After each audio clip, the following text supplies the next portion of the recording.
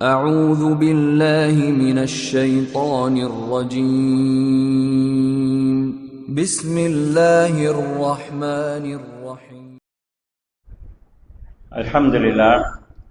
الحمد لله نحمده ونستعينه ونستغفره ونؤمن به ونتوكل عليه ونعوذ بالله من شرور أنفسنا ومن سيئات أعمالنا من يهده الله فلا مضل له ومن يضلل فلا هادي له واشهد ان لا اله الا الله وحده لا شريك له واشهد ان محمدا عبده ورسوله اما بعد فقد قال الله تعالى في محكم تنزيل العليم وفرقان المجيد يا ايها الذين امنوا اتقوا الله حق تقاته ولا تموتن الا وانتم مسلمون وقال ايضا يا ايها الناس اتقوا ربكم الذي خلقكم من نفس واحده وخلق منها زوجها وبث منهما رجالا كثيرا ونساء واتقوا الله الذي تساءلون به والارحام ان الله كان عليكم رقيبا وقال ايضا يا ايها الذين امنوا اتقوا الله وقولوا قولا سديدا يصلح لكم اعمالكم ويغفر لكم ذنوبكم ومن يطع الله ورسوله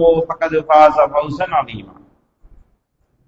எல்லாம் வல்ல அல்லாஹ் ஜல்ல ஷானஹு தஆலாவை புகழ்ந்து அவனது திருத்தூதர் ஸல்லல்லாஹு அலைஹி வஸல்லம் அவர்கள் மீது ஸலவாத்தும் ஸலாமும் கூறிய பின்னர்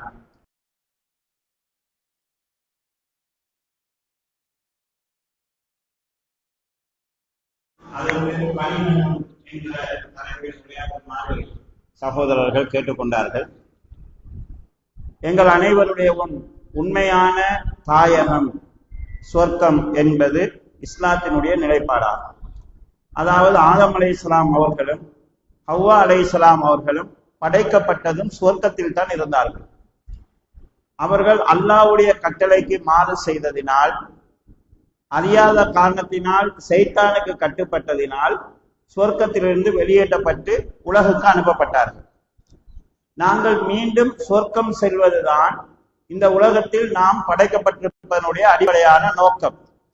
மீண்டும் நாம் சொர்க்கம் செல்வதாக இருந்தால் அல்லாஹ்வுக்கு கட்டுப்படுவதனூடாகத்தான் நாம் மீண்டும் சொர்க்கம் செல்ல முடியும். நாம் மீண்டும் சைத்தானுக்கு கட்டுப்பட்டோம் என்றால் எங்களால் சொர்க்கம் செல்ல முடியாது, நாம் நரகத்துக்கு செல்வோம் என்று எங்களுக்கு குர்ஆன் எச்சரிக்கை செய்கிறது. ஆக லேசான ஒரு பதில் என்னன்னு கேட்டால், அல்லாஹ்வுக்கு கட்டுப்படுவது சொர்க்கம் செல்வதற்கான வழியாக இருக்கும். இது சம்பந்தமாக எங்களுக்கு குர்ஆனும் ஹதீஸும் நிறைய இலகுவான வழிகளை சொல்லி தந்திருக்கிறது. அவற்றை சுருக்கமாக இந்த உரையிலே தொட்டு காட்டலாம் நினைக்கிறேன். முதலாவதாக, சொர்க்கம் எவ்வளவு இன்பம் நிறைந்ததாக இருக்கும் என்பதை நாம் புரிந்து கொள்வதற்கு ஒரு ஹதீஸ் எங்களுக்கு துணையாக இருக்கும். நபி ஸல்லல்லாஹு அலைஹி வஸல்லம் அவர்கள் கூறுகிறார்கள், இன்ன லில்லாஹி மிஅத ரஹ்மா, அல்லாஹ்வுக்கு 100 ரஹ்மத் இருக்கிறது. அல்லாஹ்வுடைய ரஹ்மத் என்கிறது, அல்லாஹ்வுடைய அன்பு என்கிறது, அல்லாஹ்வுடைய அருள் என்கிறது 100 மடங்கு. அதில் ஒரே ஒரு ரஹ்மத்தை தான் அல்லாஹ் இந்த பூமிக்கு இறக்கி இருக்கிறார்.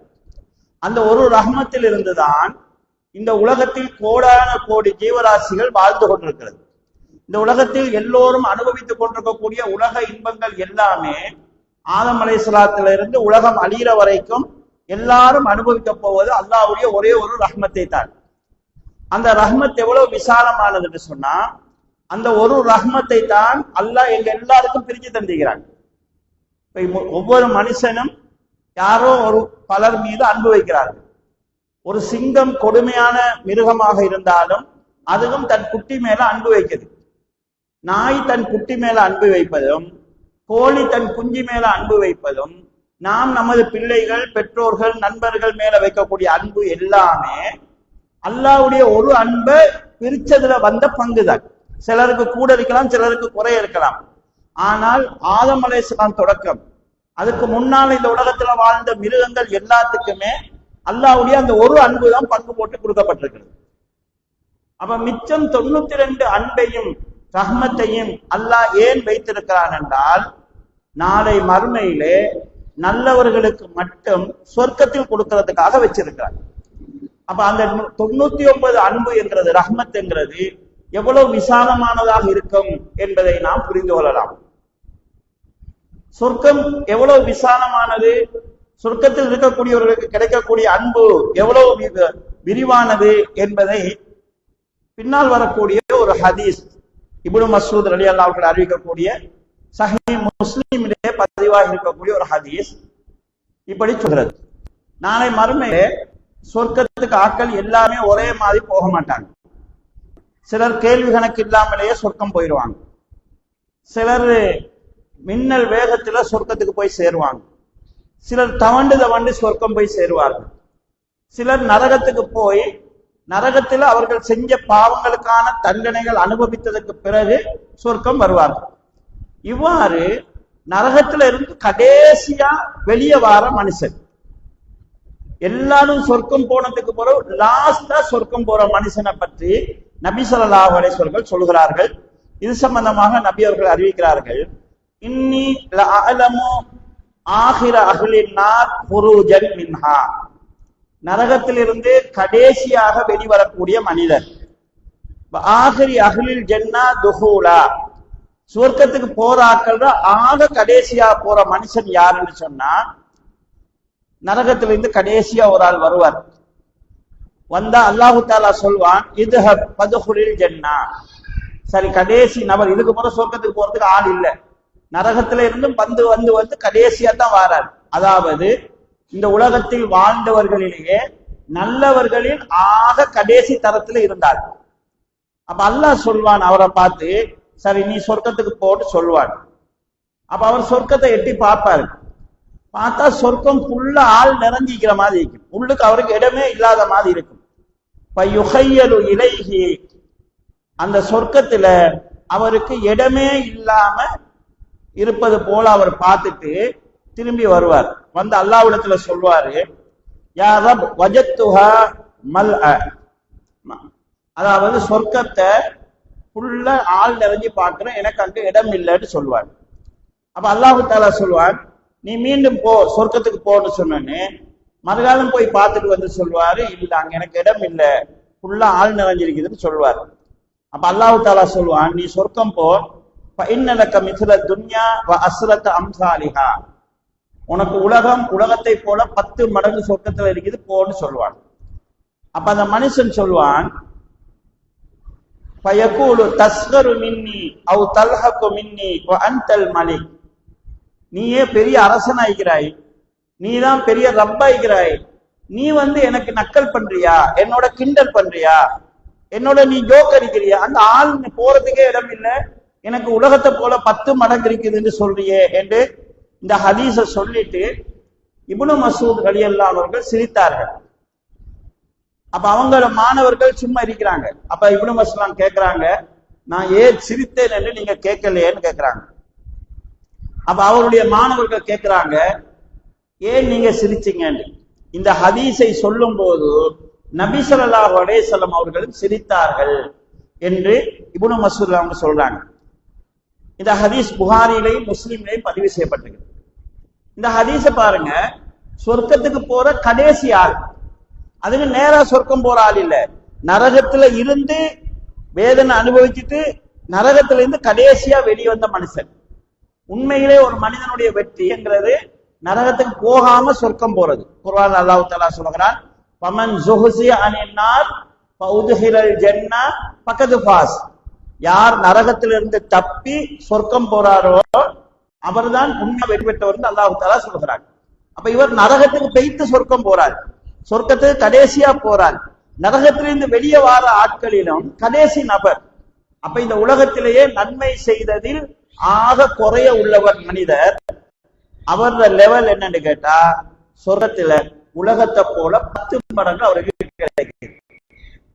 அப்ப நல்லவங்களுடைய நிலைமை எவ்வளவு வித்தியாசமாக இருக்கும் என்று நாம் பார்க்கலாம். ஏன்னா சொர்க்கத்துல படித்தரங்கள் இருக்குது, அந்தஸ்து இருக்கிறது, அதுல ஆக உயர்ந்த அந்தஸ்து தான் ஃபிர்தௌஸ் என்கிற சொர்க்கம். நபி ஸல்லல்லாஹு அலைஹி வஸல்லம் அல்லாஹ்விடத்துல நீங்க சொர்க்கத்தை கேளுங்க, ஃபிர்தௌஸ் என்கிற சொர்க்கத்தை நீங்க கேளுங்க என்று நபி ஸல்லல்லாஹு அலைஹி வஸல்லம் சொல்லி இருக்கிறாங்க. ஹதீஸ்களையும் குர்ஆன்லையும் நாங்க பார்த்தோம்னு சொன்னா சொர்க்கத்துல இந்த உலகத்துல நாங்க எதிர்பார்க்கிற விஷயங்கள் எல்லாம் அதை விட மேலதிகமா எங்களுக்கு கிடைக்கும். இப்ப சொர்க்கத்துல அல்லாஹ் தஆலா ஏதாவது ஒன்றை சொன்னான் என்றால் அந்த எல்லாமே உயர்தரமானதா இருக்கும். உதாரணமா சொர்க்கத்தில் பழங்கள் இருப்பதாக வருகிறது, அவங்க விரும்புற பழங்கள் இருக்குது. சில பழங்களுடைய பேர் குர்ஆன்ல சொல்லப்பட்டிருக்குது. மாதுளை சொல்லப்பட்டிருக்குது, திராட்சை சொல்லப்பட்டிருக்குது. அப்ப இதெல்லாம் சொர்க்கத்துல இருக்குதுன்னொடனே எங்களுக்கு உலகத்தில் உள்ள மாதுளை தான் எங்களை கண்ணுக்கு தெரியும். ஆனா சொர்க்கத்துல இருக்கிறதுங்கிறது உலகத்துல உள்ளது போல இல்லை. இப்ப உலகத்திலேயே எடுத்துக்கொள்ளுங்களேன். இப்ப இங்க உள்ள ஒரு பழம், பேர்வளையில இருக்கக்கூடிய ஒரு மாங்காவும் யாழ்ப்பாணத்தில் இருக்கக்கூடிய மாங்காவும் ஒன்று போல இருக்க போறது இல்லை. டிஃபரெண்ட் இருக்குது. இலங்கையில எல்லா இடத்துலையும் ரம்தங்கா இருக்கும். அப்ப மல்வான டேஸ்ட் கூட இப்படியான ஒரு நிலை உலகத்திலே இருக்குது. அப்ப சொர்க்கத்துல ஒரு பழம் இருக்குது என்று சொன்னா அது இந்த உலகத்தை வச்சு நாங்க கற்பனை பண்றதுல சொர்க்கத்தில் ஆக உயர்ந்ததாக இருக்கும் அது. அப்ப நாங்க சொர்க்கத்துக்கு போகும்போது அல்லாஹ் தஆலா நிறைய ஏற்பாடுகளை செய்வார். உலகத்தில் இருக்கக்கூடிய எல்லா மனிதர்களுக்கும் இருக்கக்கூடிய ஆசை, அழகா இருக்கணும்னு எல்லாரும் ஆசைப்படுறது. அழகுக்காக இன்னைக்கு நிறைய கோடிக்கணக்கில் செலவழிக்கப்படுகிறது. எல்லாருமே தன்னை அழகா காட்டிக்கொள்ள ஆசைப்படுறாங்க. சொர்க்கத்துக்கு போற எல்லாருமே அழகா இருப்பாங்க. ஹதீஸ்கள்ல எப்படி வருதுன்னா, ஆதம் அலைஹிஸ்ஸலாம் படைக்கும் பண்புன போது இருந்த அளவு உயரத்துல யூசுப் அலைஹிஸ்ஸலாம் போன்ற அழகுல இருப்பாங்க. சொர்க்கத்துக்கு போகிறவர்கள் 14ஆம் இரவு சந்திரனை போல் பிரகாசமா இருப்பாங்க என்று நாங்க ஹதீஸ்கள்ல பார்க்கிறோம். உலகத்துல வாழக்கூடிய நாம் எல்லாருமே எங்களை இளமையா காட்டிக்கொள்ள ஆசைப்படுறோம். வயசு போக போகத்தான் எங்களை இளமையா காட்டிக்கொள்ள ஆசை இன்னும் கொஞ்சம் கூடும். சொர்க்கத்துக்கு போற எல்லாருமே அதாவது இளமையின் முத்தின தன்மைன்னு சொல்லுவாங்க. 33 வயசு அளவுல எல்லாரும் இளைஞர்களாக இருப்பாங்க, இளைஞர்களாக யுவதிகளாக இருப்பாங்க. அல்லாஹ் தஆலா அவங்களுக்கு செய்யக்கூடிய நிறைய ஏற்பாடுகள் இருக்குது. சொர்க்கத்துக்கு போய்த்தாங்கன்னு சொல்லி சொன்னா அவங்க சாப்பிடுவாங்க, குடிப்பாங்க, மனசலம் கழித்தல் என்கிற வேலை அவங்களுக்கு இருக்காது. உலகத்துல அல்லாஹ் தஆலா மனிதனுக்கு வைத்திருக்கக்கூடிய இந்த மனசலம் என்கிறது அது அது நடக்கலன்னு சொன்னா பெரிய ஒரு சோதனை. ஒருவேளை அவங்க கிட்னியில பிரச்சனை வந்தா ஆயிரக்கணக்கு லட்சக்கணக்கு செலவழிக்க வேண்டியிருக்கு சாதாரணமா யூரின் போறதுக்கு. மறுமையில் அவங்க சாப்பிடுவாங்க, குடிப்பாங்க, ஆனால் மனசலம் கழித்தல்ங்கிற வேலை அவங்களுக்கு இருக்கு. அவங்க குடிக்கிறதுனால அவங்களுக்கு சரி வராது. லேசாக அவங்களோட உடம்புல இருந்து ஒரு வேர்வை வரும். அந்த வேர்வை கஸ்தூரி வாசத்தில் இருக்கும். அதன் மூலமாக அவர்கள் உண்டவைகள் வெளியேற்றப்படும். இப்படி அல்லாஹ் தஆலா மனிதனை மிக அழகான மிக உயர்ந்த ஒரு நிலையில சொர்க்கத்தை அனுப்புவார். சொர்க்கத்தில் இருக்கக்கூடிய நிலைப்பாங்கள், சொர்க்கத்துல சில பேருக்கு அழகான அறைகள் கொடுக்கப்படும் என்று அல்லாஹ் தஆலா குர்ஆன்ல சொல்கிறார். லாக்கின் இல்லதீன தக்கவு ரப்பகும் லஹும் குரஃபும் மின் ஃபௌகிஹா குரஃபும் மப்னியா. தங்கள் இறைவனை பயந்த மக்களுக்கு மறுமையில் ஒன்றுக்கு மேல் ஒன்று கட்டப்பட்ட அழகிய ரூம்கள் கொடுக்கப்படும். அறை அல்லாஹ் தஆலா சொல்கிறார்.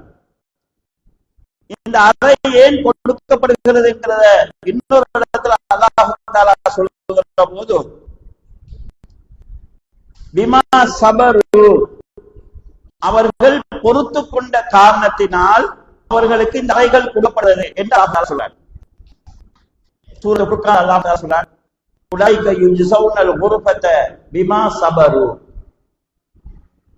அவர்கள் பொறுத்து கொண்ட காரணத்தினால் சொர்க்கத்தில் அவங்களுக்கு அழகிய அறைகள் கொடுக்கப்படும். அப்ப சொர்க்கம் போறதுக்கான காரணங்கள் ஒன்று பொறுமை. பொறுமை என்று சொன்னா என்ன? எங்களுக்கு பொறுமை, இப்ப யாருக்காவது கோபம் வந்துச்சுட்டா, சண்டை பிடிக்க போனா, வாய் தர்க்கம் பண்ணா, சூடாகி ஏசுனா சபுர் சபுர்னு சொல்லுவாங்க. கோவப்படாதீங்கிறது தான் பொறுமைன்னு சொல்லு. பொறுமை பல விஷயங்கள் இருக்குது. ஒன்று, நல்ல விஷயங்களை செய்வதில் பொறுமை வேணும். ஏன்னா நல்ல விஷயங்களை செய்யறது கொஞ்சம் கஷ்டம். உலகத்துல நல்ல விஷயங்களை செய்யறவங்களை மற்றவங்க சும்மரிக்கவும் மாட்டாங்க. உலகத்துல நல்ல விஷயங்கள் செய்யறவனை தான் அடுத்தவங்க விமர்சிப்பாங்க. அவன் விமர்சிச்சு நிற்பான், இவன் விமர்சிக்கிறான், நான் நல்ல விஷயம் செய்ய மாட்டேன்னு ஒதுங்கிக் கொள்ள வேண்டிய அவசியம் கிடையாது. பொறுத்து கொள்ளுங்க.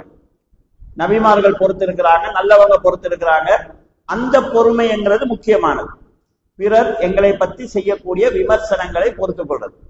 ரசூலுல்லாஹ் பைத்தியக்காரன்னு சொல்லிக்கிறாங்க, கல்ல என்று சொல்லிக்கிறாங்க, பொய் என்று சொல்லி இருக்கிறாங்க, சூனியக்காரன்னு சொல்லிக்கிறாங்க, பொருத்திக்கிறாங்க. நாங்க நல்லா இருக்கும் போதுதான் அடுத்தவங்க மோசமா விமர்சிப்பாங்க. அப்ப அவங்களோட இந்த விமர்சனங்களை பொறுத்துக் கொள்வது ஒரு வகை. ரெண்டாவது, சில கெட்ட விஷயங்களை தவிர்த்து கொள்வதாக இருந்தாலும் எங்களுக்கு பொறுமை வேணும். ஒரு பாவத்தை செய்யாம இருக்கிறதுக்கு பொறுமை வேணும். எனக்கு ஒரு பாவத்துல இன்ட்ரெஸ்ட் இருக்குது, அதை செய்யறதுல எனக்கு ஆர்வம் இருக்குது, நான் என் மனசை கட்டுப்படுத்துறதுக்கு எனக்கு பொறுமை வேணும். அப்ப அந்த பொறுமையும் எங்களுக்கு சொர்க்கத்தை பெற்று தரும். மூன்றாவது, கலாக்கதின் மூலமாக எங்களுக்கு நிறைய உலகத்துல கஷ்டங்கள் இருக்கும். அந்த கஷ்டங்களை பொறுத்துக் கொள்வது. கஷ்டங்களை பொறுத்துக் கொள்வதுன்னு சொல்லி சொன்னா, நான் நல்லா இருக்கிறேன், பக்கத்து வீட்டை மோசமாகிறான், ஆனா அவன் வசதி ஆகிறான். அப்ப எனக்கு என்ன, நான் 5 நேரம் தொழுகிறான், அவன் தொழுகிறான் இல்லை, அவன் நல்லா இருக்கிறானே, நான் நல்ல முறையில நடக்கிறேன், ஏண்ட பிள்ளைக்கு ஒழுங்கா கல்யாணம் நடக்கல, அவன் பிள்ளைக்கு நல்ல கல்யாணம் நடக்குது. இப்படி நாங்க அடுத்தவங்களை ஒப்பிட்டு பார்க்கும்போது எங்களுக்கு சில இல்லாமைகள் இருக்கிற மாதிரி தெரியும். அப்ப நாங்க இது எனக்கு அல்லாஹ் எனக்கு இது விதிச்சது, இதை நாங்க பொறுத்துக் கொள்ளணும். வாழ்க்கையில இழப்புகள் வர்ற போது பொறுமை இழக்கிற நிலை மனுஷனுக்கு வரும். இது அல்லாஹ்வுடைய கதிர் என்ற அடிப்படையில நாங்க அந்த இழப்புகளை தாங்கிக்கணும். அது எனக்கு சொர்க்கம் கிடைக்கிறதுக்கான வழியா இருக்கு. நான் அல்லாஹ்வுடைய கலா கதிரை ஏற்றுக்கொள்கிறேன், எனக்கென்று அல்லாஹ் விதிச்சதை நான் ஏற்றுக்கொள்கிறேன்.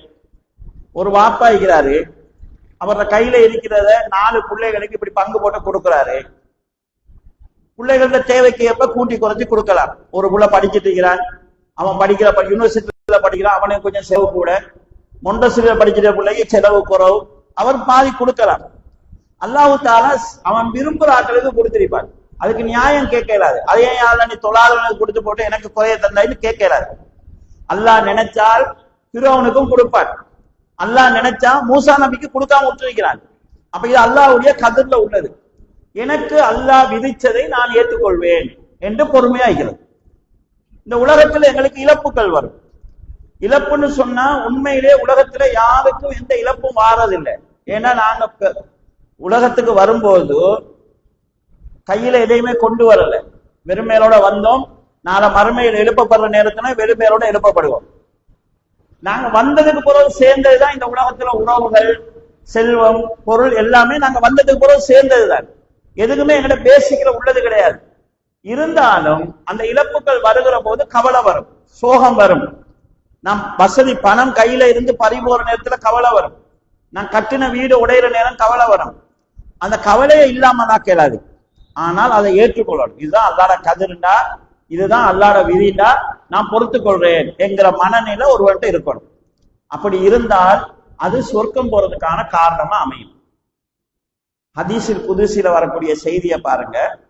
அல்லாஹு தஆலா சொல்கிறான், எனது ஒரு அடியானின் 2 கண்களையும் நான் பறித்து அதை அவன் பொருந்திக் கொண்டால் அதற்காகவே அவனுக்கு நான் சொர்க்கத்தை கொடுப்பேன் என்று அல்லாஹு தஆலா சொல்கிறான். பிறக்கக்குள்ளேயே ஒரு ஆள் 2 கண்ணும் இல்லாம பிறக்கிறார். நான் கண்ணோடு இருக்கிறோம். சொர்க்கம் வரத்துக்கு யார் நேர தகுதியோடு இருக்கிறாரா? அந்த கண் இல்லாதவர்ல. நாங்க வேணா அதை குருடன்னு சொல்லணும், கேவலமா பார்க்கணும். ஆனா அல்லாஹ்வுடைய பார்வையில ஏண்ட கண்ணை அல்லாஹ் எடுத்துட்டான், இதுதான் எனக்கென்று அல்லாஹ் விதிச்ச விதி, நான் அல்லாஹ்வுடைய விதியை ஏற்றுக்கொள்கிறேன் என்ற மனநிலையில் அவர் இருந்தால் அதுவே அவர் சொர்க்கம் செல்றதுக்கு காரணமா அமையும். அப்ப அவர் அல்லாஹ்வுடைய பார்வையில உயர்ந்த நிலையில் இருக்கிறார். இப்படி நபி ஸல்லல்லாஹு அலைஹி வஸல்லம் சொல்றாங்க, யாராவது ஒருவருடைய கைப்பிள்ளைகள் பிறந்து சின்ன வயசுல இருக்கக்கூடிய பிள்ளைகள், 3 பிள்ளைகள் மௌத்தா போய் அந்த உம்மா வாப்பா அதை பொறுத்து கொண்டா அதுக்காக சொர்க்கம் கிடைக்கும் ரசூலுல்லாஹ் சொல்றாங்க. சஹாபாக்கள் கேட்கிறாங்க, யார் ரசூலுல்லாஹ் 2 புள்ள மௌத்தா போனான்னு கேட்கிறாங்க. 2 புள்ள மௌத்தா போய் பொருந்தி கொண்டாலும் சொர்க்கம் கிடைக்கும் என்று நபி ஸல்லல்லாஹு அலைஹி வஸல்லம் கூறுகிறார்கள். ஏனென்றால் சின்ன வயசுல குழந்தைகளை இழக்கிறதுங்கிறது மனதுக்கு வேதனை தரக்கூடியது. ஆனா அல்லாஹ்வுடைய கதிர் என்று அதை பொருந்தி கொண்டாங்கண்டா அந்த பொறுமைக்கு சொர்க்கம் கிடைக்கும் என்று ரசூல் ஸல்லல்லாஹு அலைஹி வஸல்லம் சொல்றாங்க. கண்ணியத்துக்குரிய சகோதரிகளே, ஹதீஸ்ல திருமிதியில வரக்கூடிய ஒரு ஹதீஸ், மலக்குல் மௌத் வந்து ஒரு சின்ன பிள்ளையோட உசுரை கைப்பற்றிட்டான்னு வைங்க. 5 வயசு 10 வயசு 3 வயசு இந்த மாதிரி உம்மா வாப்பாவோட இருக்கக்கூடிய ஒரு பிள்ளையினுடைய உயிரை கைப்பற்றி விட்டால் அந்த மலக்குகள் மேல போனதுக்கு பிறகு அல்லாஹு தாலா அவங்ககிட்ட பேசுறத நபி அவங்க சொல்றாங்க. இந்த ஹதீஸை இமாம் அதாவது நாசுருதீன் அல்பானி ரஹ்மத்துல்லாஹி அவர்கள் அதாவது ஹசனான ஹதீஸ் என்று சொல்றாங்க. நபி ஸல்லல்லாஹு அலைஹி வஸல்லம் சொல்றாங்க, இதா மாத்த வலதுல் அப்தி காலல்லாஹு லி மலாயிகத்திஹி, ஒரு அடியானின் சின்ன பிள்ளை மரணித்து விட்டால் அல்லாஹ் அந்த மலக்குகளிடத்துல கேட்பான், கபல்தும் வலத அபுதி, என்ற அடியானின் சின்ன பிள்ளையை நீங்க கைப்பற்றிட்டீங்களா, ஒரு சின்ன பிள்ளையோட உசுரை நீங்க எடுத்துட்டீங்களா என்று கேட்பாங்க.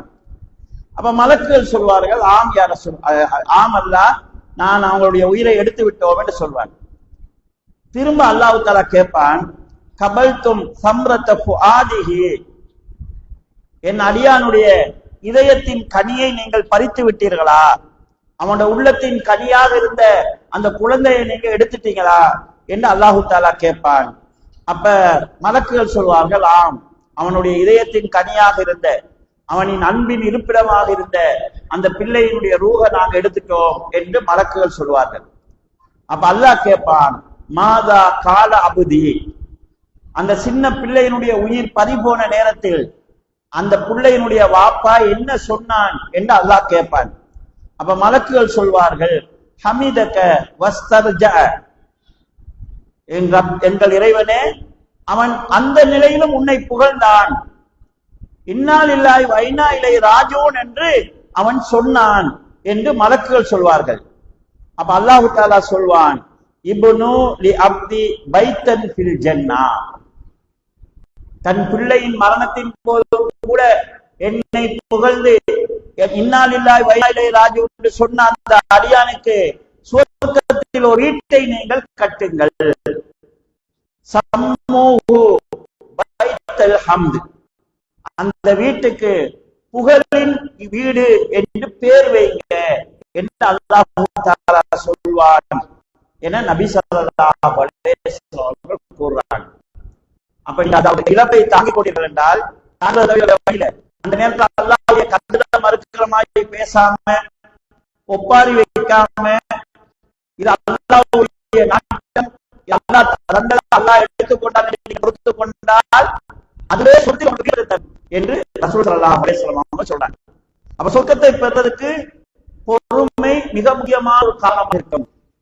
பொறுமையினுடைய வடிவங்கள் நன்மை செய்வதை பொறுமை காட்டது, விமர்சனங்களை தாங்கிக் கொள்வது, தீமையை தவிர்த்து கொள்வதில் பொறுமை காட்டது, எங்களுக்கு வாக்கை ஏற்பக்கூடிய இன்பங்கள் நஷ்டங்கள் கஷ்டங்கள் போது இதுதான் அல்லாஹ்வுடைய விதி கதிர் என்று ஏற்றுக்கொண்டு அதிலே பொறுமை காக்கிறது. இவை அனைத்தும் அதாவது எங்களுக்கு சொர்க்கத்தில் வீடு கிடைக்கிறதுக்கு காரணமாக அமையும் என்பதை நாங்கள் ஹதீஸ்களிலே பார்க்கிறோம். இதே போல நிறைய பேருக்கு அல்லாஹு தாலா சொர்க்கத்தில் வீடு ஏற்படுத்துகிறார். சிலருடைய குறித்த வீடுகள் பற்றி ஹதீஸ்ல வந்திருக்குது. ரசூல் ஸல்லல்லாஹு அலைஹி வஸல்லம் சொல்றாங்க, ஒரு நாள் கனவில் நான் சொர்க்கத்தில் அழைத்து செல்லப்பட்டேன். நான் சொர்க்கத்தை பார்த்து கொண்டு வந்தேன். அப்படி பார்த்து கொண்டு வருகிற போது வெள்ளை முத்துக்களால் கட்டப்பட்ட ஒரு மாளிகை இருந்தது. அந்த மாளிகைக்கு முன்னால் ஒரு பெண் ஒளி செய்து கொண்டிருந்தாள்.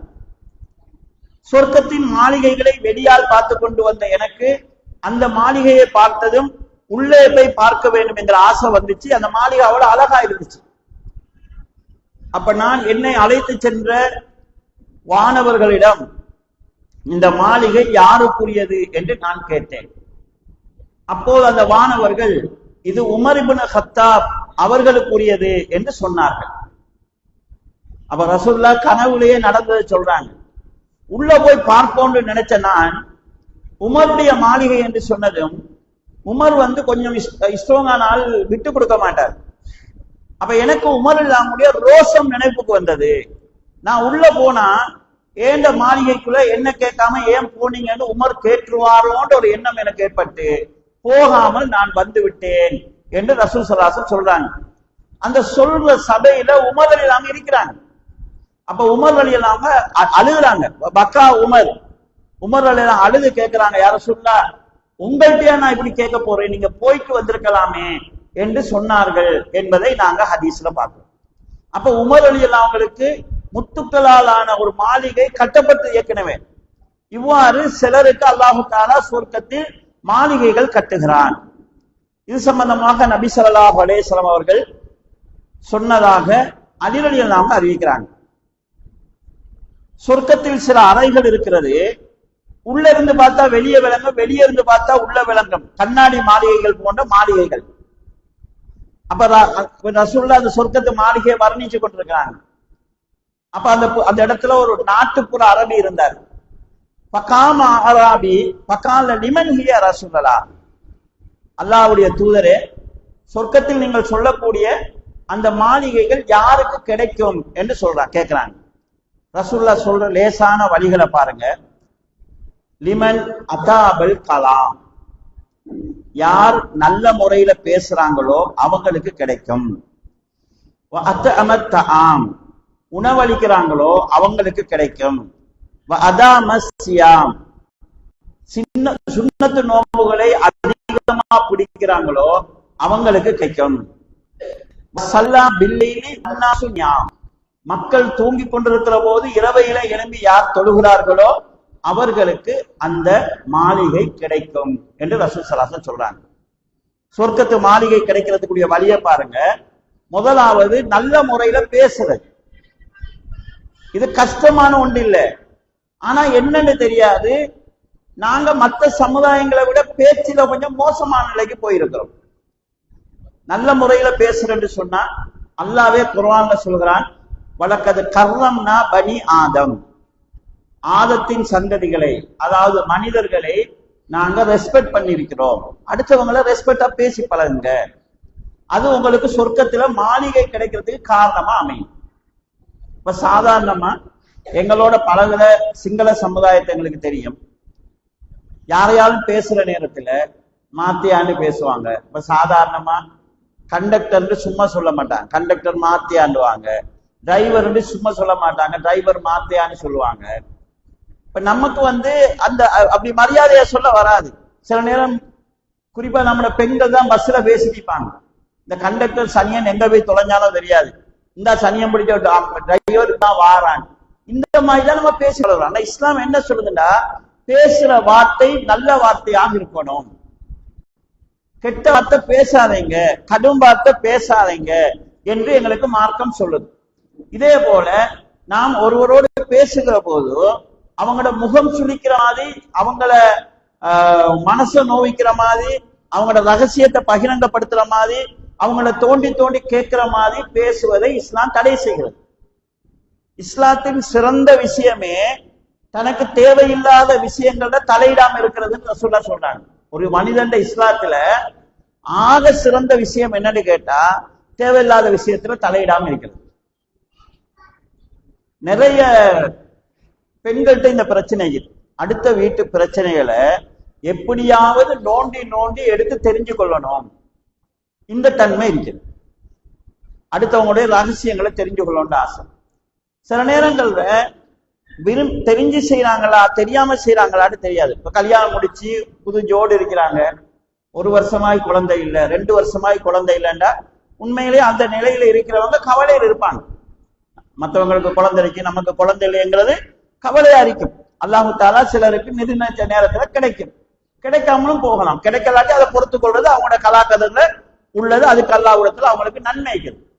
ஆனா 3 வருஷமாச்சு 4 வருஷமாச்சு குழந்தை இல்லைண்டா அவங்களே அதை சமாளிச்சு கொண்டு கவலையோட இருக்கும் போது காண்ற நேரம் எல்லாம் என்ன ஒன்றும் இல்லையா, நல்ல இடத்துல பார்க்கலையா, ஒரு பூச்சி புளியாவும் இல்லையான்னு சொல்லி அதை கேள்வியா கேட்டுக்கொண்டு இருக்கிறது. அதனால சில பேர் வெளியே போக தயங்குவாங்க. அங்க போனா இன்னும் ஒன்றும் இல்லையா கேட்டுப்பாங்க, செஞ்சுட்டு தான் இருப்பாங்க. இத கேள்வியா கேட்டு அவங்கள நோண்டி எடுக்கிறது. அப்ப இந்த மாதிரி அடுத்தவங்களுடைய மனசை புண்படுத்துற விதமாக பேசுற பேச்சு எங்களுக்கு சொர்க்கத்துல வீடு கிடைக்கிறதுக்கு தடையாக அமையும். அப்ப நாங்க பேசும்போது தையிப் அதாபல் கலாம்னு சொன்னா பேசுற பேச்சு நல்லதா இருக்கணும், நல்ல முறையில இருக்கணும், நல்ல வார்த்தைகள் இருக்கணும். இதை நபி ஸல்லல்லாஹு அலைஹி வஸல்லம் அவர்கள் எங்களுக்கு சொல்லி தராங்க. எங்களுடைய மூதாதைகள் சில விஷயங்களை எங்களுக்கு சின்ன வயசுல இருந்து பழக்கி இருக்கிறாங்க. அது சுண்ணாவிலே உள்ளதுதான். உதாரணமா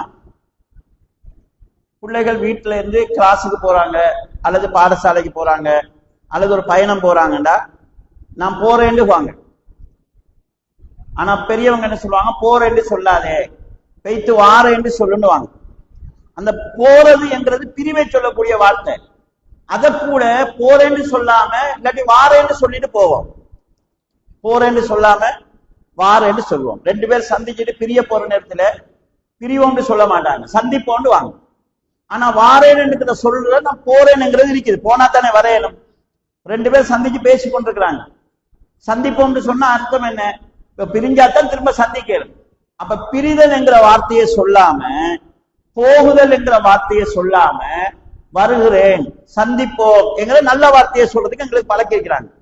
ஆனால் அடுத்த மனுஷனோட பேசுகிற விஷயத்துல இதை நாங்க கடைபிடிக்கிறது இல்லை. அப்ப நல்ல வார்த்தை பேசுதல் என்கிறது எங்களுக்கு சொர்க்கத்தில் வீடு கிடைக்கிறதுக்கு வழியா அமையும். அப்ப கெட்ட வார்த்தை பேசுறதுங்கிறது எங்களுக்கு சொர்க்கம் கிடைக்கிறதுக்கு தடையாக அமையும். இது முதலாவது ரசூலுல்லாஹ் சொல்றாங்க. இரண்டாவது உணவளித்தல். உணவளிக்கிறதுங்கிறது சொர்க்கம் போறதுக்கான வழி. அதுலயும் குறிப்பாக சாப்பிட வழி இல்லாமல் இருக்கிறவர்களுக்கு உணவளித்தல் என்கிறது சொர்க்கம் போறதுக்கான வழி. அல்லாஹு தஆலா குர்ஆன்ல சொல்கிறான், மனுஷனுக்கு நாங்க 2 கண்ணையும் 2 உதடுகளையும் நாவையும் படைச்சிருக்கிறோம். இதெல்லாம் நாங்க கொடுத்தோம், அவன் இன்னும் அக்கபாவை தாண்டவில்லை. அக்கபா என்று சொன்னா அரபு மொழியில அக்கபாண்டா பள்ளத்தாக்கு. பள்ளத்தாக்குன்னு இங்க சொல்லப்படுறது என்னன்னு கேட்டா, சொர்க்கத்துக்கும் எங்களுக்கும் இடையில ஒரு பள்ளம் நிக்குது. அந்த பள்ளத்தை நாங்க இன்னும் தாண்டல என்று அல்லாஹு தஆலா சொல்றாங்க. அந்த பள்ளத்தை தாண்டதுக்கு என்ன செய்யணும் என்கிறத அடுத்த வசனங்கள்ல அல்லாஹ் சொன்னான். இதை செஞ்சாதான் நீங்க இந்த கெப்பை தாண்டி சொர்க்கத்துக்கிட்ட போவீங்க. அந்த கெப் என்னன்னு கேட்டா பப்பு ரகபா, ஒரு அடிமையை நீங்க விடுதலை செய்யுங்க, அல்லது புழுதியில் புரண்டு கொண்டிருக்கக்கூடிய ஒரு ஏழைக்கு உணவு கொடுங்க, அல்லது பசியில் வாடிக்கொண்டிருக்கக்கூடிய ஒரு அனாதைக்கு உணவு கொடுங்க. அதை செஞ்சாதான் நீங்க உங்களுக்கும் சொர்க்கத்துக்கும் இடையக்கூடிய கெப்பை தாண்டேலும் என்று அல்லாஹு தஆலா சொல்றார். அப்ப உணவளித்தலில் ஏழைக்கு உணவளித்தல் என்கிறது சிறப்பானது. விருந்தளித்தல் என்று சொல்லும் போது அது ஏழைக்கும் கொடுக்கணும், பணக்காரனுக்கும் கொடுக்கணும். விருந்து என்கிறது ஏழைக்கும் கொடுக்கணும், பணக்காரனுக்கும் கொடுக்கணும். உணவளித்தல் என்று வந்தால் அது குறிப்பாக பசியில இருக்கிறவங்களுக்கு, உணவு தேவைப்படுகிறவர்களுக்கு உணவளிப்பதை குறிக்கும். அப்ப நீங்க ஒரு ஏழைக்கு உணவளிச்சீங்கன்னு சொன்னா அது நீங்க சொர்க்கத்தில் ஒரு வீட்டை பெறுவதற்கு வழியாக அமையும். அதே போல நபி ஸல்லல்லாஹு அலைஹி வஸல்லம் சொன்னார்கள், பிற மனிதர்கள் தூங்குகிற போது இரவையிலே தொழுங்கள், இது உங்களுக்கு சொர்க்கத்தில அந்த மாளிகை கிடைக்கிறதுக்கு வழியாக அமையும் என்று சொல்றாங்க. மதீனாவுக்கு வந்த ஆரம்பத்துல ரசூலுல்லாஹ் சொன்ன ஹதீஸ், ஒரு யூத பாதர் இஸ்லாத்துக்கு வரார், அவர்தான் இந்த ஹதீஸ் அறிவிக்கிறார். நபி ஸல்லல்லாஹு அலைஹி அவர்களை முதலாவது நான் கண்ட போது அவர் என்ன சொன்னான்டா, அத்இமுத் தஆம், நீங்கள் பசிக்கிறவங்களுக்கு உணவளியுங்கள், வத்துக்ரையு ஸலாம், காணக்கூடிய முஸ்லிம்களுக்கெல்லாம் சலாம் சொல்லுங்கள், வஸல்லு வன்னாசு நியாம், மனிதர்கள் தூங்குகின்ற நேரத்தில் நீங்கள் எழும்பி தூங்குங்கள், ததுகுலூன ஜன்னத ரப்பிக்கும் பிஸலாம், நீங்கள் உங்கள் இறைவனுடைய சொர்க்கத்தை சலாமத்தால் நுழைஞ்சிடுவீங்க என்று ரசூல் ஸல்லல்லாஹு அலைஹி சொல்றாங்க. இப்ப இந்த ஹதீஸ்ல நபி ஸல்லல்லாஹு அலைஹி வஸல்லம் அவர்கள் 4 விஷயம் சொல்றாங்க. நல்ல முறையில பேசுறது, ஏழைகளுக்கு பசிச்சவங்களுக்கு உணவளிக்கிறது, சுன்னத்து நோன்பு அதிகமா பிடிக்கிறது, இரவையில அதாவது தஹஜ்ஜத் தொழுகிறது. இந்த 4ம் உங்களுக்கு சொர்க்கத்துல ஒரு வீடு கிடைக்கிறதுக்கு காரணமாக அமையும் என்று ரசூல் ஸல்லல்லாஹு அலைஹி வஸல்லம் சொல்றாங்க. நாங்க இருக்கக்கூடிய இந்த ஷாபான் மாசம் இருக்கிறதே சுன்னத்து நோன்புகளுக்கு சிறப்பான மாசம். நபி ஸல்லல்லாஹு அலைஹி வஸல்லம் அவர்கள் அதிகமாக சுன்னத்து நோன்பு நோட்டது இந்த ஷாபான் மாசத்துல தான். ஆயிஷா நாய் எந்த அளவுக்கு சொல்றாங்கன்னா, ரசூல் ஸல்லல்லாஹு அலைஹி வஸல்லம் ரமலானுக்கு பிறகு மாதம் ஃபுல்லா நோன்பு பிடிச்சது இந்த ஷாபான் சொல்றாங்க. ஆனா ஷாபான் மாசத்துல கடைசி 2-3 நாட்கள் நோன்பு பிடிக்கிறது தடை, ஏன்னா ரமலானும் அதுவும் ஜாயிண்ட் ஆகிற காரணத்தினால. அப்படி இல்லைன்னு சொன்னா அதிகமாக சுன்னத்து நோன்பு ரசூல் ஸல்லல்லாஹு பிடிச்சிருக்கிறது இந்த ஷாபான் மாசத்துலதான். அந்த வகையில சுன்னத்து நோன்புக்கு ஒரு ஏற்ற மாசமாக இந்த மாசம் இருக்கிறது.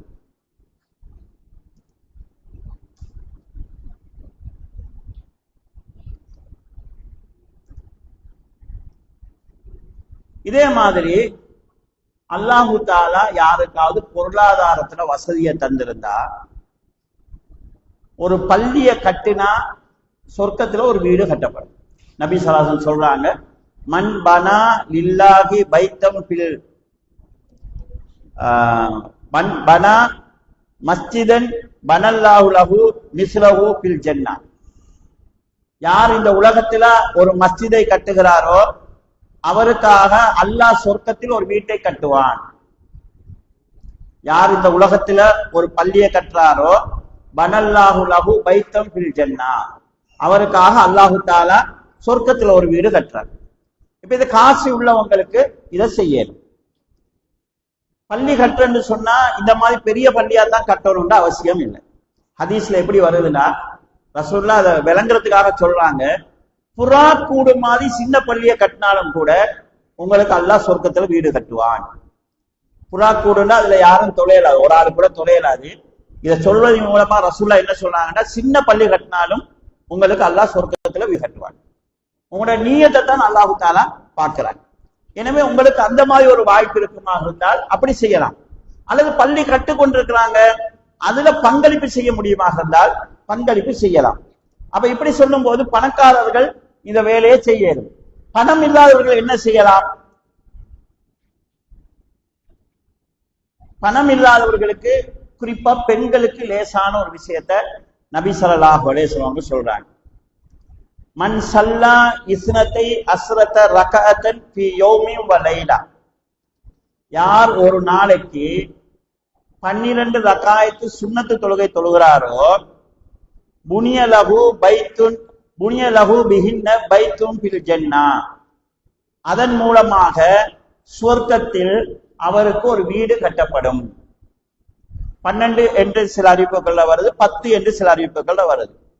12 என்று சொன்னா சுபவுடைய முன் சுன்னத்து 2 ரகாயத்து, லுகருக்கு முன்னுக்கு 4 பின்னுக்கு 2 8 ரகாயத்து, மஹ்ரிபுக்கு பிறகு ஒரு 2 ரகாயத்து, இஸ்ஸாவுக்கு பிறகு 2 ரகாயத்து. இப்படி யார் தொடர்ந்து தொழுது வருகிறாரோ அவருக்கு அல்லாஹு தாலா சுவர்க்கத்தில் ஒரு மாளிகையை கட்டுகிறான் என்று நபி ஸல்லல்லாஹு அலைஹி வஸல்லம் சொல்றார்கள். இவ்வாறு சொர்க்கத்தில் வீடு பெறுவதற்கான சில வழிகள் இருக்குது. சொர்க்கத்து வாழ்க்கை சம்பந்தமாக நபி ஸல்லல்லாஹு அலைஹி வஸல்லம் அவர்கள் சில இடங்கள்ல எங்களுக்கு சொல்லி காட்டுறாங்க. சொர்க்கத்துல உள்ள சூழ்நிலைகளை பொறுத்து நபி ஸல்லல்லாஹு அலைஹி வஸல்லம் சொல்றாங்க, சொர்க்கத்துல ஒவ்வொரு வெள்ளிக்கிழமையிலும் சொர்க்கத்து ஆண்கள் சொர்க்கத்து சந்தைக்கு போவாங்க. சந்தைக்கு போய்த்து அவங்க வரும்போது அவங்களுடைய மனைவிமார்கள் அந்த வீட்டின் வாசல்ல நின்று அவங்களோட வருகைக்காக காத்து நிற்பாங்க. காத்து நிற்கக்கூடிய மனைவிமார் போன மாப்பிள்ளமார பார்ப்பாங்க. அவங்க போன நேரம் இருந்ததை விட வரக்குள்ள கொஞ்சம் அழகு கூடினவங்களா இருப்பாங்க. அப்ப மனைவிமார் அவங்கள பார்த்து சொல்லுவாங்க, நீங்க போகும்போது இருந்ததை விட இப்ப அழகா இருக்கிறீங்க என்று மனைவிமார் சொல்லுவாங்க. அந்த கணவன்மார்களும் மனைவிமாரை பார்ப்பாங்க, அவங்க பசாருக்கு போற நேரம் இருந்ததை விட இப்ப கொஞ்சம் அழகு கூடினவங்களா இருப்பாங்க. அப்ப அவங்களும் சொல்லுவாங்க, நாங்க போனதுக்கு பிறகு உங்களுடைய அழகு இன்னும் அதிகமாக இருக்குது என்று சொல்வார்கள் என்று நபி ஸல்லல்லாஹு அலைஹி வஸல்லம் சொல்றாங்க. இந்த ஹதீஸ் சஹீஹ் முஸ்லிம்ல பதிவாகிருக்கு. இந்த ஹதீஸின் மூலமாக சொர்க்கத்துல கிழமைக்கு கிழமை அவங்களோட அழகு கூடிக்கொண்டே இருக்கும் என்கிறது சொல்லப்படுது. இரண்டாவது, இந்த ஹதீஸின் மூலமாக அல்லாஹ் ரசூல் ஸல்லல்லாஹு அலைஹி வஸல்லம் சொல்ல வரக்கூடிய தகவல் என்னன்னு கேட்டா, சொர்க்கத்தில் இருக்கக்கூடிய கணவன் மனைவி 2 பேருக்கும் இடையில இருக்கக்கூடிய அந்த அன்பு சொல்லப்படுது. உலகத்துல கல்யாணம் முடிச்சு புது ஜோடா இருந்தா மாப்பிள்ள வார நேரம், மாப்பிள்ள வார டைமை பார்த்துட்டு இருப்பாங்க, ரோட்டை பார்த்துட்டு இருப்பாங்க, இப்ப வருவாரா இப்ப வருவாரு பார்த்துட்டு இருப்பாங்க. இதுவே 1 வருஷம் 2 வருஷம் கழிச்சா எல்லாம் பாத்தீங்கன்னா வீட்டுல மாப்பிள்ளையா வந்து உள்ள வந்து சேர வேண்டியதுதான். மாப்பிள்ளை சொன்னா கல்யாணம் எப்படி கணவனைவி ஒருவர் விரும்பாம மாப்பிள்ளை எப்ப வருவான்னு எதிர்பார்த்திருப்பாங்களோ அதே எதிர்பார்ப்பு சுக்கர்ல கணவன் மனைவி கடையில தொடர்ச்சியாக இருக்கும். அவங்க தொடர்ந்து கண்டினியூவான அதே பாசத்தோடு இருப்பார்கள் என்கிறத சொல்லுது. ஒருவருடைய அழகை இன்னொருவர் ரசிப்பாங்க என்கிறது சொல்லப்படுது. ஒருவருடைய அழகை இன்னொருவர் பெருமிதமாக பேசுவாங்க என்பது சொல்லப்படுது. உலகத்துல இருக்கிற பிரச்சனைகளே பெரிய பிரச்சனை என்னன்னு கேட்டா, எல்லா மாப்பிள்ளமாருக்கு கல்யாணம் முடிக்க வரைக்கும் தான் பொம்பளாக தெரியுது. கல்யாணம் முடிச்ச பிறகு அவங்க மனைவி ஆகிறது. இதான் நிறைய பிரச்சனையே ஆகிறது. அப்ப எங்க என்னன்னு சொல்லி சொன்னா, அவங்களுக்கு உள்ள ஜோடிகளுக்கு அவங்களுடைய உறவு, அவங்களோட தோற்றம், அவங்களோட கணவனுக்கு மனைவி, மனைவிக்கு கணவனும் அழகாக தெரிவாங்க. அந்த அழகை அவங்க ரசிப்பாங்க, அந்த அழகை அவங்க பெருமிதப்படுத்தி பேசுவாங்க. உண்மையிலேயே மனுஷன்ல இருக்கக்கூடியதுல ஒரு கணவன் தன் மனைவியினுடைய அழகை சிறப்பிச்சு பேசினா அவங்களுக்கு அதுல கிடைக்கிற இன்பம் என்கிறது தனியான. அதே மாதிரி மனைவிமார் தன் கணவனை, அதாவது அவங்களுடைய அழகை ரசிச்சு பேசினா அது அவங்களுக்கு வந்து ஒரு தனியான ஒரு மன திருப்தியை கொடுக்கிறதாக இருக்கும். இது அல்லாஹ் தஆலா இந்த சொல்வதினூடாக அவங்களோட வாழ்க்கை முறை மகிழ்ச்சி நிறைந்ததாக இருக்கும் என்பதை அல்லாஹ் தஆலா எங்களுக்கு சொல்லி காட்டுகிறாங்க.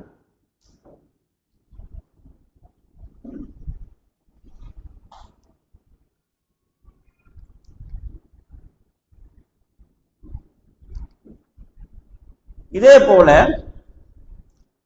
மனுஷனுக்கு இந்த உலகத்துல சந்தோஷம் கொடுக்கக்கூடிய விஷயங்கள் நம்ம எடுத்துக்கொண்டா எல்லாரும் வாழ்க்கையில சந்தோஷமா நினைக்கிற விஷயங்கள் இருக்கு.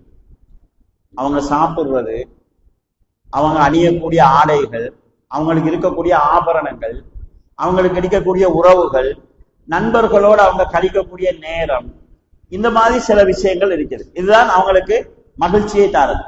இந்த மகிழ்ச்சிக்காக மனிதன் நிறைய செலவு செஞ்சுட்டு இருக்கிறாங்க. இன்னைக்கு மனுஷனுக்கு இருக்கக்கூடிய பிரச்சனைகள்ல முத்தி முத்தி போய் என்ன நடக்குதுன்னு சொல்லி சொன்னா, சில நாடுகள்ல ஒவ்வொருத்தருக்கும் பேசுறதுக்கு ஆள் இல்லாத பிரச்சனை. சில நாடுகள்ல இப்ப பொம்மைகள் செய்யறாங்க, பார்த்தா மனுஷனே மாதிரி இருக்கக்கூடிய பொம்மை செய்யறாங்க. அந்த பொம்மைகள் விற்கப்படுது. எதுக்குன்னு கேட்டா, வீட்டுல ஒரு ஆள் தனியே இருக்கிறார், அவரை கண்ணுக்கு பாக்குறதுக்கு மனுஷன் மாதிரி ஒன்றும் இல்லை, ஒரு பொம்மையை வாங்கி வச்சுட்டு அந்த தனிமையை கழிக்கிறாங்க. கிட்டத்துல ஒரு மெசேஜ் ஒன்று பார்த்தேன். ஒரு நாட்டுல ஒரு இளைஞர் தன்னை வாடகைக்கு பப்ளிக்கா வாடகை விடுவதாக அறிவிச்சுக்கிறார். இப்ப வாகனம் வாடகைக்கு விடுற மாதிரி, இப்ப பைக் வாடகைக்கு விடுறோம், ஒரு மணித்தியாலத்துக்கு இவ்வளவு, வேன் வாடகைக்கு அத மாதிரி நான் என்னை வாடகைக்கு விடுறேன்.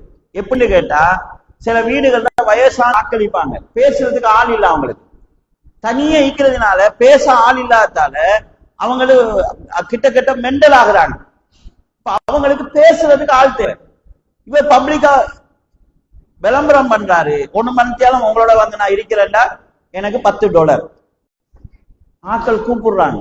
அந்த 1 மணித்தியாலும் அவரோட போயிட்டு சும்மா கழிச்சிட்டு வருவார், $10 காசு கொடுப்பாங்க. அவர் அப்படி கோடீஸ்வரன் மாறி இருக்கிறான். தன்னை வாடகைக்கு விட்டு ஒருத்தன் கோடீஸ்வரன் ஆகிக்கிறான். ஏன் கேட்டா அந்த அளவுக்கு மன உளைச்சல் ஆக்கிக்கிறான். அல்லாஹ் தஆலா அந்த மனுஷனுக்கு கிடைக்கக்கூடிய பாக்கியம் சொல்கிறான், வமை யுத்தில்லாஹ வர் ரசூல், யார் அல்லாஹ்வுக்கும் ரசூலுக்கும் கட்டுப்படுகிறார்களோ, ஃபஉலாயிக மஅல்லதீன அன்னமல்லாஹு அலைஹிம் மினன் நபியீன வஸ்ஸித்தீகீன வஸ்ஸுஹதாஇ வஸ்ஸாலிஹீன், அவர்கள் நாளை மறுமையிலே சுவர்க்கத்தில் நபிமார்கள், சித்திகீன்கள், சுகதாக்கள், சாலிஹீன்களோடு இருப்பார்கள். வஹசுன உலாயிக ரஃபீகா, நண்பர்களாக இருக்க இவர்கள் தான் தகுதியானவர்கள். நல்ல நண்பர்களோட சொர்க்கத்துல இருப்போம். குர்ஆன்ல நிறைய இடங்கள்ல அல்லாஹ் தஆலா இதை விமர்சித்து வர்ணிக்கிறார். நிழல்களில் தங்க கட்டில்களில் சாய்ந்தவர்களாக, முத்தகாபிலின், ஒருவர் முகம் ஒருவர் பார்த்தவர்களாக சொர்க்கத்தில் பேசிக் கொண்டிருப்பார்கள் என்று அல்லாஹ் தஆலா சொல்கிறார். பேசிக் கொண்டிருக்கிறது இன்பமானு கேட்டா, இன்றைக்கு இதுக்குத்தான் நிறைய பேர் டைம் செலவழிக்கிறாங்க. நண்பர்கள், அதாவது நம்ம இவங்கள்ட்ட மனம் விட்டு பேசலாம்னு நமக்கு இருக்கக்கூடிய நண்பர்கள் இருந்தா அவங்களோட பேசுறதுல மன ஆறுதல் இருக்குது. அந்த பேசுற காட்சி அல்லாஹ் எப்படி விவரிக்கிறான்னு சொன்னா, தங்க கட்டில்களில் சாய்ந்திருப்பார்கள், ஒருவர் முகத்தை இன்னொருவர் பார்த்திருப்பாங்க. ஒரு மனுஷன் இருக்கக்கூடிய இயல்பு என்னன்னா, எனக்கு ஒரு ஆளை பிடிக்கலாட்டி ஆள முகம் பார்த்து பேச மாட்டேன், முகத்தை திருப்பிக் கொள்வோம். அப்ப சொர்க்கத்துல இருக்கிறவங்க யாரும் யாரை விட்டு முகம் திருப்ப மாட்டாங்க, நேரா பேஸ் டு பேஸ் பார்த்து பேசிக்கொள்வாங்க. அப்படி பேசிக் கொண்டிருக்கக்கூடிய காட்சி அல்லாஹ் எப்படி சொல்றாண்டா, யதூஃபு அலைஹிம் பில்தானும் முஹல்லதூன். அவங்க பேசிக் கொண்டிருப்பாங்க, சொர்க்கத்துல அல்லாஹ் இவங்களுக்கு வேலைக்கார பிள்ளைகளை கிடைச்சிருப்பாங்க, மாறாத இளமையுடைய இளம் சிறுவர்கள் இவங்களை சுத்தி பணிவிடை செய்து கொண்டிருப்பாங்க. சிலருடைய கையில தங்க கேத்தல்கள் இருக்கும், தங்க கோலைகள் இருக்கும், அதை கையில வச்சு கொண்டு இவங்க பேசி கொண்டிருப்பாங்க, அவங்க கேட்கறத கொடுத்து கொண்டிருப்பாங்க. இப்படி ஒரு காட்சியை அல்லாஹ் தஆலா குர்ஆனில் பல இடங்களை சொல்லி காட்டுகிறாங்க. அவங்களுடைய ஆடைகள் பற்றி அல்லாஹ் தஆலா சொல்கிற போது, உலகத்துல ஆண்களுக்கு பட்டு ஆடை ஹராம், ஆனா அவங்க பட்டாடை அணிஞ்சிருப்பாங்க. சுந்து இஸ்தப்ரக்னு சொல்லக்கூடிய பட்டு ஆடைகள் அணிஞ்சிருப்பாங்க. உலகத்துல தங்கம் அணிறது தடை, மறுமையில அவங்களுக்கு தங்கம் இருக்கும், தங்கம் அணிஞ்சிருப்பாங்க. தங்கம் என்கிறது ஹதீஸ்களை எப்படி வருதுன்னு சொன்னா, சில வீடுகள் ஒரு செங்கல் தங்கத்தாலும் இன்னொரு செங்கல் வெள்ளியிலாலும் கட்டப்பட்ட வீடுகள் இருக்கும். அப்ப அவங்க ஒருவர் முகம் ஒருவர் பார்த்து பேசி கொண்டிருப்பாங்க, அவங்களுக்கு கீழால் ஆறுகள் ஓடிக்கொண்டிருக்கும். இப்படி அல்லாஹ் தஆலா சொர்க்கத்தில் அவங்க சேர்ந்திடக்கூடிய காட்சிகளை வர்ணிப்பதை நாம் பார்க்கிறோம். இப்படி இன்பமான அந்த ஒரு வாழ்க்கைக்கு அல்லாஹ் எங்களுக்கு நிறைய, அதாவது லேசான வழிகளை எங்களுக்கு மார்க்கத்தின் அடிப்படையில சொல்லி காட்டுகிறாங்க.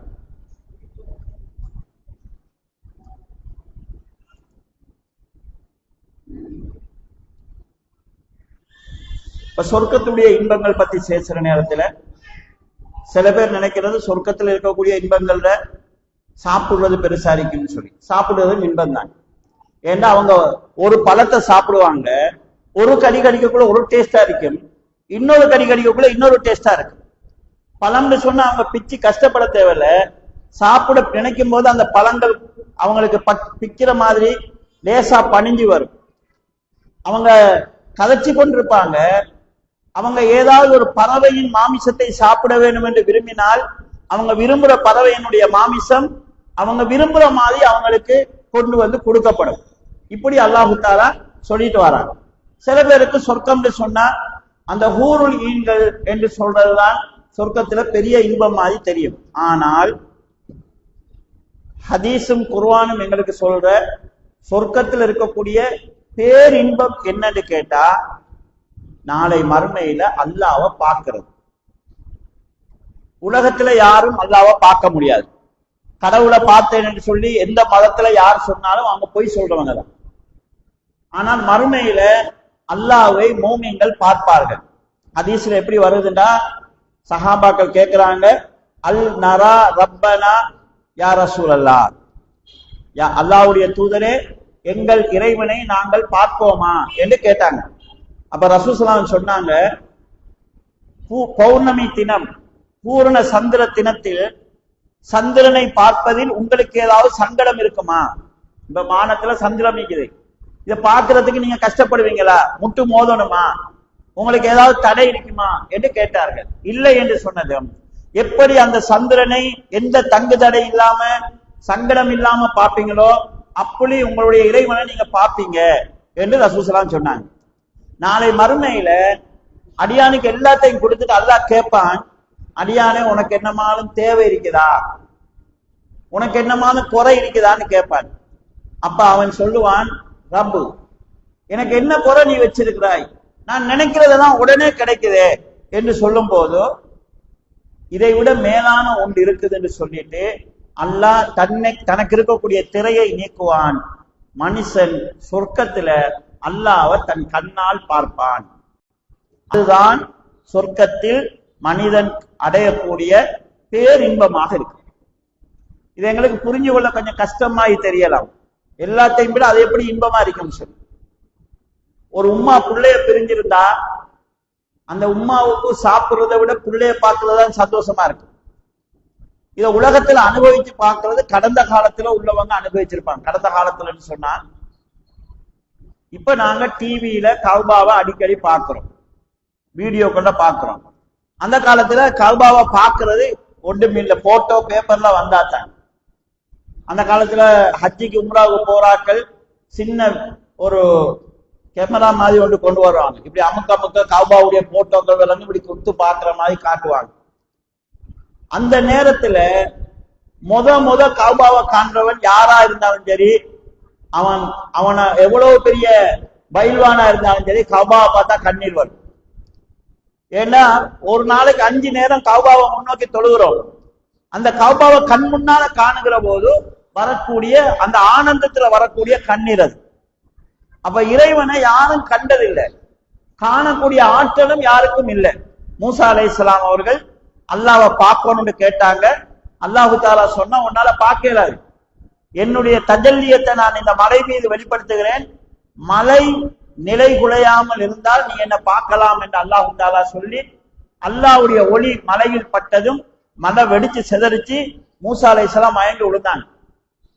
அப்ப உலகத்துல யாருக்கும் பார்க்கலாது. சொர்க்கத்துல அல்லாஹு தாலா மனிதனுக்கு மேலதிகமான ஆற்றல்களை கொடுப்பான், அந்த தன்னை பார்க்கக்கூடிய ஆற்றலை கொடுப்பான், அவங்க பார்ப்பாங்க.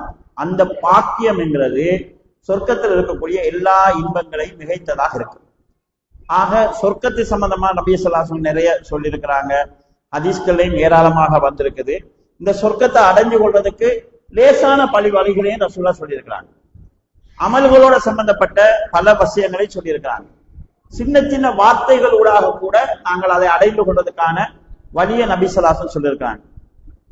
நீங்க சொல்லக்கூடிய சாதாரணமா சொல்லக்கூடிய சுப்ஹான் அல்லாஹ் என்கிறது, வல்ஹம்துலில்லாஹ் என்கிறது சில நேரங்கள்ல அந்த சொர்க்கத்தை அடைகிறதுக்கு காரணமா அமைஞ்சிடலாம். நாய்க்கு தண்ணி கொடுத்ததால ஒரு பெண் சொர்க்கம் போறாங்கன்னு ஹதீஸ்ல நாங்க பாக்குறோம்.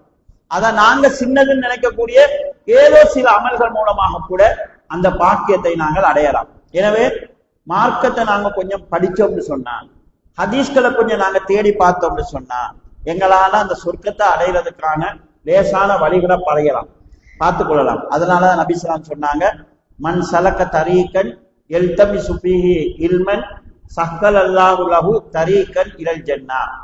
யார் மார்க்கத்தை படிக்கக்கூடிய வழியிலே போகிறாரோ அவருக்கு அல்லாஹு தாலா சொர்க்கம் போற வழியை இலகுபடுத்துவான் என்று ரசூல் ஸல்லல்லாஹு அலைஹி வஸல்லம் சொல்லி இருக்கிறாங்க. எனவே நாங்க குர்ஆன் சுன்னாவை படிச்சோம்னு சொன்னா, ரசூல் ஸல்லல்லாஹு அலைஹி வஸல்லம் வாழ்க்கை முறையை படித்தோம்னு சொன்னால், சில நேரம் சின்ன சின்ன வார்த்தைகளூடாக சின்ன சின்ன செயல்களூடாக நாங்கள் சொத்தை அடைவதற்கான வழியை பெற்றுக்கொள்ளலாம். நாங்கள் சில நேரங்கள்ல நலத்துடைய வேலை செஞ்சினா துன்ப மூலமாக இசைவார் மூலமாக நாங்க அதிலிருந்து எங்க காப்பாற்றிக் கொள்ளக்கூடிய வழியையும் நாங்கள் பெற்றுக்கொள்ளலாம். எனவே முடிஞ்ச வரைக்கும் மார்க்கத்தை படிச்சு சின்ன சின்ன விஷயங்கள் நாங்கள் செயல்படுத்துறதுக்கு முயற்சி செய்வோம். அது எங்களுக்கு சொர்க்கத்துக்குரிய வழியை காட்டும். இறுதியாக ஒரு ஹதீஸை கூறி நான் இந்த உரையை நிறைவு செய்கிறேன். ஒரு நாள் கேட்கிறாங்க, நான் எப்ப ஒருத்துக்கு போனாலும் எனக்கு கேக்குது, நீ என்ன செய்கிறாய் என்று கேட்கிறாங்க. ரசூலுல்லாஹ் சொர்க்கத்துக்கு போனா பிலால் ரலியல்லாஹுடைய செருப்பு சத்தம், அதாவது அவர் சொர்க்கத்துல உலாவிக் கொண்டிருக்கிற மாதிரியான ஒரு சவுண்ட் கேட்குது. இப்ப இது எங்களுக்கு புரிஞ்சு கொள்ள கொஞ்சம் கஷ்டமாயிட்டு, அது எப்படி பிலால் ரலியல்லாஹுடைய செருப்பு சத்தம் சொல்லி. ஒரு மனிதனோட இருக்கக்கூடிய உறவை வச்சு நாங்க சொன்னோம். சின்ன வயசுல எங்களுக்கு எல்லாம் பாப்பாமார் வரக்குள்ள தூரத்துல வரக்குள்ள ஒரு கணை கடைப்பாங்க, அந்த சத்தம் பாப்பா வாராருன்னு வரும். சில நேரம் ரோட்ல வாரலன்னா செருப்பை தட்டிட்டு வருவாங்க. அவங்க வாரதுக்கு ஒரு சிக்னல் கொடுப்பாங்க, நான் வாரேன், வீட்டுல எல்லாரும் சரியா இருங்கன்னு சொல்லி. அப்ப அந்த வாப்பா வார சவுண்ட் பிள்ளைகளுக்கு விளங்கும். சில நேரங்கள்ல நம்ம யாரோட நெருக்கமா இருக்கிறோமோ அவங்களோட வாசம் விளங்கும். சில நேரம் பாப்பாட சேட்டுல ஒரு வாசம் இருக்கும். அந்த வாசம் சில நேரம் பாப்பா அம்மா மௌத்தா போனதுக்கு பிறகு கூட சில பேருக்கு நீண்ட காலம் அந்த வாசம் விளங்கும். சூரா யூசுப் அலைஹிஸ்ஸலாத்துல சேட்டை எகிப்துல இருந்து கொண்டு வராங்க. பலஸ்தீன்ல இருக்கக்கூடிய யூசுப் அலைஹிஸ்ஸலாம் வாப்பா சொல்றாரு, யூசுஃபுடைய வாசம் அடிக்குதுன்னு சொல்றாங்க. அப்ப ரசூலுல்லாஹ் சொல்றாங்க, நான் எப்ப சொர்க்கத்துக்கு போனாலும் ஓட செருப்பு சத்தம் எனக்கு கேட்குது, பிலால் நீ என்ன செய்யறான்னு கேட்டாங்க. பிலால் அவங்க சொன்ன விஷயத்தை பாருங்க, நான் எப்பவும் ஒழுவோட இருப்பேன். எப்போ ஒழு முடிஞ்சாலும் நான் ஒழு செய்வேன். ஒழு செஞ்சா ஒழுவுக்காக 2 ரக்காயத்து காணிக்க தொழுவேன். இதுதான் நான் செஞ்ச விசேஷமான அமல்னு சொல்றாங்க. அப்ப ஒழுவோட இருக்கிறது இவ்வளவு நன்மையை தெரியுது. இப்ப நாம அதுக்குன்னு தனியா கஷ்டப்பட தேவையில்லை. நாங்க முகம் கழுகுற டைம்ல எப்பயுமே முகத்தை கழுவினா கையை கழுவ போறோம், காலை கழுவ போறோம். அதை ஒழுவா செஞ்சுட்டு போயிடலாம். நீங்க வீட்டை விட்டு ஒரு பயணம் போக போறீங்க, முகம் கைய கழுக போறீங்க. கழுகுற கையையும் முகத்தையும் ஒழுவும் செஞ்சுட்டு போனீங்கன்னா அந்த ஒழு செய்த நன்மை உங்களுக்கு கிடைக்க போகுது. ஒழு செய்த உறுப்பால பாவங்கள் கழிய போகுது. அப்ப நீங்க ஒழுவோட இருந்த அந்த நன்மையை நாங்க பெறலாம். அப்ப இது சும்மா நாங்க வீட்டுல எப்ப பாத்ரூம் போறோமோ, எப்ப நாங்க வாஷ் பண்றோமோ அப்ப நாங்க ஒளி செஞ்சிடும். தொழுகிறதுக்காக மட்டும் இல்ல, அப்ப நாங்க ஒளி செஞ்சுட்டு வரலாம். இப்படி சின்ன சின்ன விஷயங்களை படிக்கிறதுனூடாக, அவற்றை செயல்படுத்துறதனூடாக சொர்க்கத்தை நெருங்குறதுடைய வழிகளை நாங்க தேடிக்கொள்ளலாம். எனவே கல்வியை தேடுவதுதான் எங்களுக்கு அதுக்கான லேசான வழியாக இருக்கும். எல்லாம் வல்ல அல்லாஹ் ஜல்ல ஷானஹு தஆலா நாளை மறுமையிலே உயர்தரமான அந்த சொர்க்கத்தில் எங்களை ஒன்று சேர்ப்பதற்கு அருள் புரிவானாக என்கிற துஆவோடு இந்த உரையை நிறைவு செய்கிறேன். வாஹிது தௌவானா அல்ஹம்துலில்லாஹி ரப்பில் ஆலமீன். வஸ்ஸலாமு அலைக்கும்.